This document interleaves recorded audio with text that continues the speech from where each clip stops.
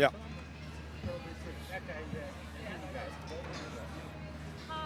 Very tight contest tonight. What was the message in the room after the game? I was just really proud of the players. I don't think necessarily, well, clearly we haven't had the best year this year, but I reckon the last month we've shown a capacity to be something quite good.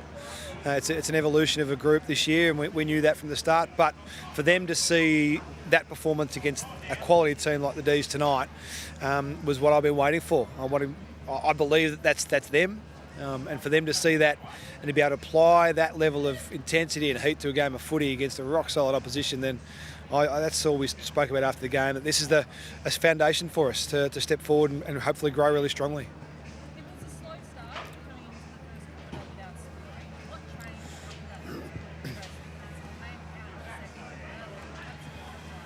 Yeah, I think the breeze made a difference in that first quarter, and Melbourne played this ground unbelievably well. They haven't lost in 17 goes, I think, at this venue in the last 17. So, I mean, this is a place that they understand really well, particularly with the breeze and the way it works. So we had some challenges working the ball forward in that first quarter, had some looks, and we just kept kicking to their numbers. We're a bit disjointed.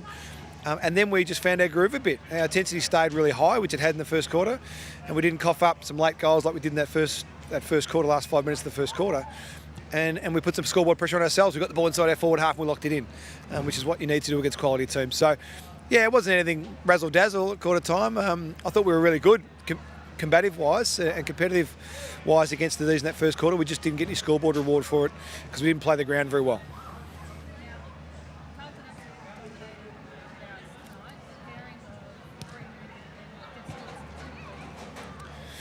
Yeah, I mean, they're a great combination and they're evolving.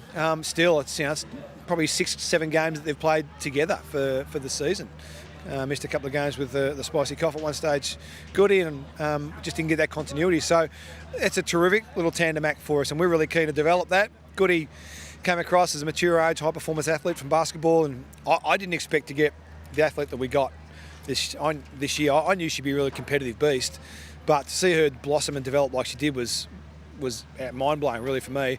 And we know Moods is an All-Australian ruck. She's the best and fairest. Hopefully she goes back-to-back from an All-Australian perspective. Like, she's a real quality player and learning a lot. So those two together, at the source and also forward, are causing a bit of trouble, and they'll get better the more they play together. So I'm really excited about the future of those two. That's a really young talent tonight. It's 11 players under 22. Yeah.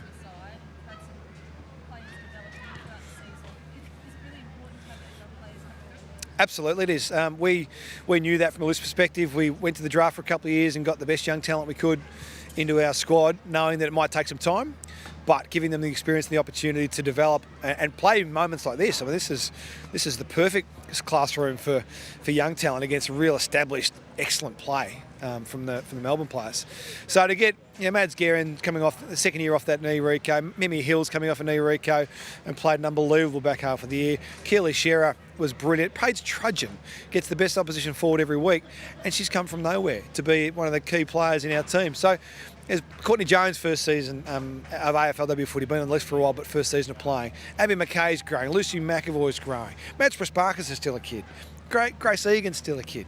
We've got such a good group that's evolving and emerging together, and we just need some time to get them to be the best players in the competition, which I think we can.